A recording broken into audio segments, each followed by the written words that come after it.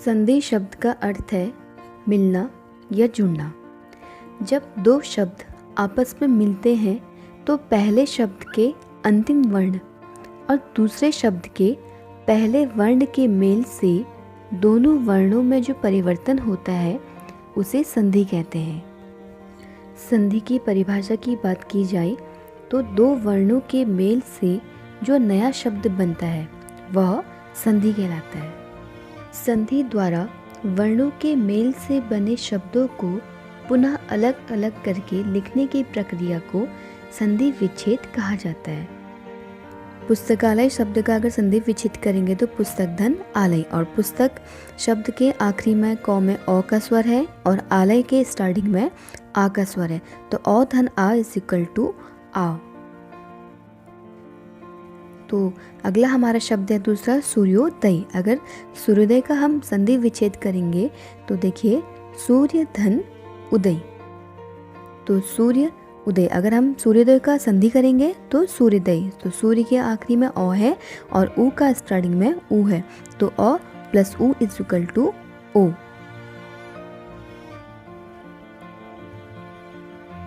तो तीसरा है हमारा गणेश। गणेश का संधि विच्छेद करने पर गण धन ईश,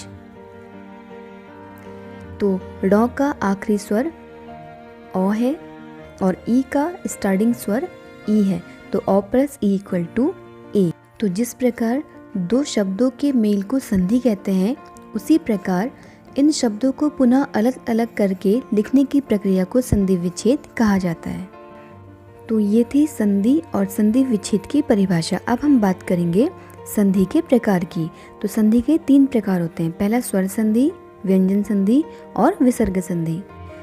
जो हमारी पहली स्वर संधि है, इस स्वर संधि के भी 5 भेद होते हैं। पहला दीर्घ संधि, दूसरा गुण संधि, तीसरा वृद्धि संधि, चौथा यण संधि और पांचवा अयादि संधि। तो ये 5 प्रकार हमारे स्वर संधि के होते हैं।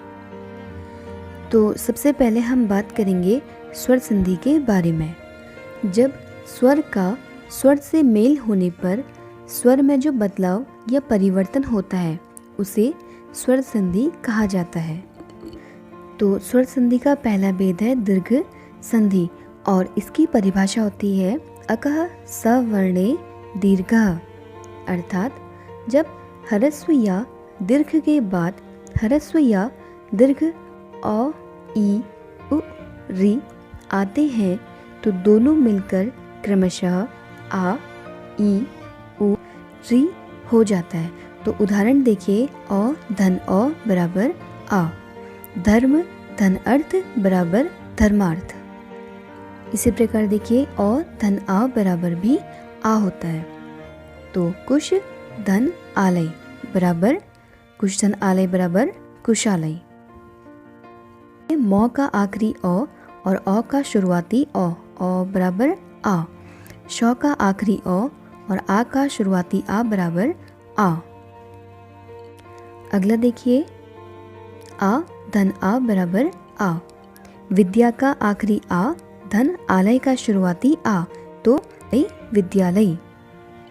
अगला देखिए छोटी ई धन छोटी ई बराबर बड़ी ई, अति धन ईव बराबर अतीव, अति का लास्ट ई और ईव का शुरुआती ई धन ई बराबर बड़ी ई। अगला बड़ी ई धन छोटी ई बराबर बड़ी ई, मही धन इंद्र बराबर महेंद्र, मही का आखिरी बड़ी ई और इंद्र का शुरुआती छोटी ई बराबर बड़ी ई। देखिए छोटा ऊ धन छोटा ऊ बराबर बड़ा ऊ बनता है। तो देखिए भानु धन उदय बराबर भानुदय, भानु का आखिरी छोटा ऊ, उदय का फर्स्ट ऊ बराबर बड़ा ऊ।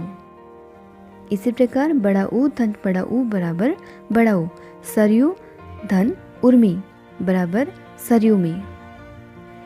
तो ये सब हमारे दीर्घ संधि के उदाहरण हैं। तो स्वर संधि के अंतर्गत आती है हमारे दूसरे नंबर की गुण संधि। जब अ आ के बाद ई उ ऊ री आए तो इनके स्थान पर क्रमशः ए ओ अर हो जाते हैं। जैसे अ के बाद छोटी ई आने पर ए हो जाएगा, आ के बाद ई आने पर ए और औ के बाद बड़ी ई आने पर भी ए हो जाएगा। जैसे यहाँ पे है नर धन इंद्र बराबर नरेंद्र, तो इसका आखिरी औ और इसके बाद ई आने पर इसका ए हो गया। महाधन इंद्र, महा का आ और ई का शुरुआती ई बराबर महेंद्र। गण का औ, ईश का स्टार्टिंग ई बराबर गणेश। औ या आ के बाद ई या ई आने पर ए हो जाता है। औ या आ के बाद छोटा ऊ या बड़ा ऊ आने पर उसका ओ हो जाता है। वीर धन उचित, रौ का औ और ऊ का ऊ बराबर ओ। जल धन उर्मी, लौ का औ ऊ का ऊ बराबर जलोर्मी। इसी प्रकार महाधन उत्सव, हा का आ ऊ का ऊ बराबर ओ महोत्सव। आ धन ऊ बराबर भी ओ होता है, जैसे महाधन ऊर्जा महोर्जा। तो यहाँ हमारा औ या आ के बाद ऊ या ऊ आने पर ओ हो जाता है। अगला है औ या आ के बाद री आए तो अर हो जाता है, जैसे देव का औ, ऋषि का री बराबर देवर्षि। महा का आ, ऋषि का री बराबर महर्षि। तो इस प्रकार औ आ के बाद री आने पर वह अर में परिवर्तित हो जाता है। स्वर संधि का तीसरा प्रकार है वृद्धि संधि। वृद्धि संधि की परिभाषा, औ या आ के बाद ए या ऐ आए तो दोनों मिलकर ऐ, तथा जब ओ या औ आए तो दोनों मिलकर अव हो जाते हैं। तो औ धन ए बराबर ऐ, आ धन ऐ बराबर ऐ, आ धन ए बराबर ऐ और आ धन ऐ बराबर भी ऐ। तो देखिए एक धन एक, एक का आखिरी औ और इसका शुरुआती ए, तो ये मिलकर हो गया एक कैक, इसमें ऐ की मात्रा आई। मत धन ऐक्य, तो ये बना हमारा मतैक्य। सदा धन एव, आ और ए का ए बराबर ऐ सदैव। महा का आ, ऐश्वर्य का ऐ बराबर महेशर्व। अगला है औ धन ओ बराबर औ, औ धन औ बराबर भी औ। तो वन का औ, औषध का ओ बराबर वनौषधि। देव का औ, औसत का औ बराबर देव औषध। आ धन ओ बराबर औ और आ धन औ बराबर भी औ। महा का आ, ओजस्वी का ओ, तो महोजस्वी। महा का आ, औदार्य का औ बराबर महोदार्य। तो ये वृद्धि संधि के उदाहरण हैं, जहाँ पर औ या आ के बाद ए ऐ आने पर उसका ओ और औ हो जाता है। स्वर संधि का हमारा चौथा प्रकार है यण संधि। यण संधि की परिभाषा होती है इको यणजी। इ उ री के बाद कोई भी असमान स्वर आने पर उसका य उ और व हो जाएगा। ई धन असमान स्वर बराबर य प्लस स्वर की मात्रा ई प्लस य इज इक्वल टू औ। परिवर्तन के साथ स्वर की मात्रा भी आएगी। ई धन औ बराबर होता है य प्लस औ। ई धन आ बराबर य, ई धन औ बराबर य, ई धन आ बराबर य। तो इसका उदाहरण देखिए, यदि धन अपि, यदि शब्द का आखिरी में है ई, यदि का ई और अपि का शुरुआत है औ, तो ई प्लस औ बराबर य। तो हमारा यहाँ पे यदि धन अपि का बन जाएगा यद्यपि, इस प्रकार परिवर्तन किया जाएगा। अगला इति धन आदि, इति का ई, आदि का आ, तो ये बनेगा हमारा इत्यादि और स्वर की मात्रा बनी रहेगी। अगला है देवी धन अर्पण, देवी का ई, अर्पण का औ, तो ये बना हमारा देवी अर्पण। अगला देवी धन आगमन, देवी का ई और आगमन का आ, तो ये बना हमारा देव्यागमन। तो ई के बाद असमान स्वर आ आने पर उसका हो गया य, तो देवी धन आगमन का देव्यागमन। इसका दूसरा नियम है उ या उ के बाद असमान स्वर आने पर व धन स्वर की मात्रा। इसमें भी वही लागू होगा, उ के बाद असमान स्वर अ आने पर उसका व हो जाएगा प्लस उसमें स्वर की मात्रा। तो तो सुधन अच्छ, तो सु का उ, अच्छ का औ, तो ये मिलकर बन जाएगा व प्लस इसमें स्वर की मात्रा, तो सुधन अच्छ बराबर स्वच्छ।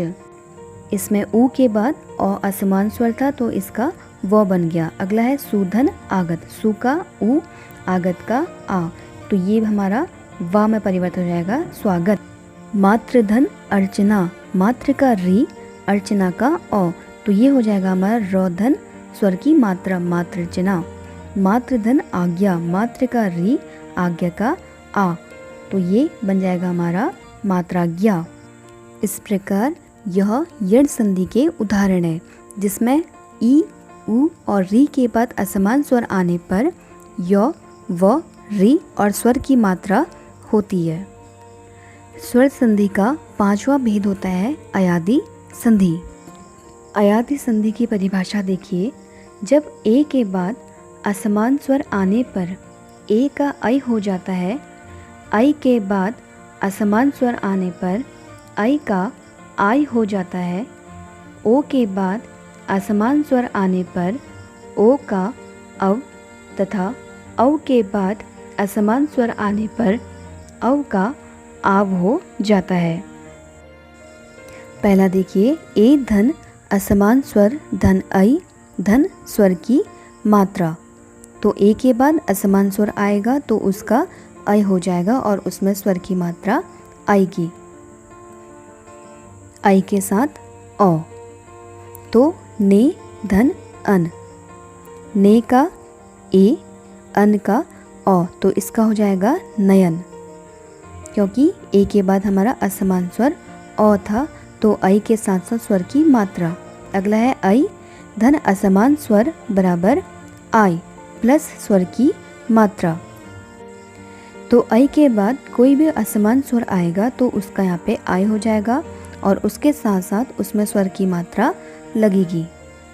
जैसे ऐ के बाद असमान स्वर औ तो इसका आय प्लस औ, जैसे गई धन अक, गई का ऐ और अक का औ, तो ये बना हमारा गायक। अगला तीसरा नियम है, ओ के बाद असमान स्वर आने पर उसका अव और स्वर की मात्रा हो जाएगा। तो ओ के बाद अगर कोई भी असमान स्वर आएगा तो उसका अव और स्वर की मात्रा लग जाएगी उसमें।